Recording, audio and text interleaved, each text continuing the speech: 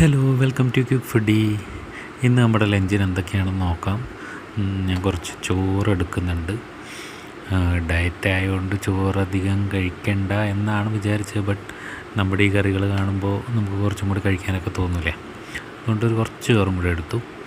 ഇനിയുള്ളത് നമ്മുടെ പൈനാപ്പിൾ ഇട്ട നല്ല കുറുകിയ മോരുകറിയാണ്. നല്ല മധുരമുള്ള മോരുകറിയാണിത്.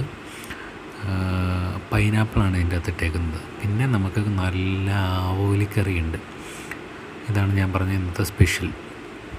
ആവോലിക്കറി ഞാൻ വളരെ കുറച്ച് എടുത്തിട്ടുള്ളൂ, കാരണം അധികം സ്പൈസി ആയതുകൊണ്ട്, സ്പൈസി ടൈപ്പിലാണ് വെച്ചേക്കുന്നത്, പുളിയിട്ട് വെച്ചേക്കുന്ന കറിയാണ്. അതുകൊണ്ട് ഞാൻ വളരെ കുറച്ച് എടുക്കുന്നുള്ളൂ. എനിക്കിതിൽ കൂടുതലിഷ്ടം മോരുകറിയാണ്. പിന്നെ നമുക്ക് കുറച്ച് പ്രോട്ടീന് വേണ്ടിയിട്ട് കുറച്ച് കടലയും. അപ്പോൾ നമുക്കെന്നാൽ പിന്നെ നേരെ ഊണിലോട്ട് കിടക്കാം. ആദ്യം മോര് കൂട്ടിയിട്ടുള്ള കറി കുറച്ചിങ്ങനെ കുഴച്ച് ഇത് പൈനാപ്പിൾ കറി തലേ ദിവസം രാത്രി വെച്ചതാണ്. അപ്പോഴത്തേക്കും നല്ല കുറുകി നല്ല മധുരമുള്ളതായിട്ടുണ്ടാവും.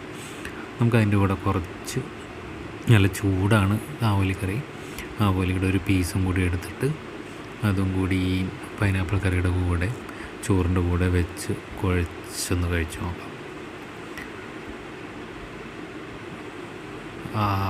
നല്ല ടേസ്റ്റ് ഉണ്ട് അത്. ആക്ച്വലി ആവോലി നല്ല ചൂടും ഫ്രഷുമാണ്.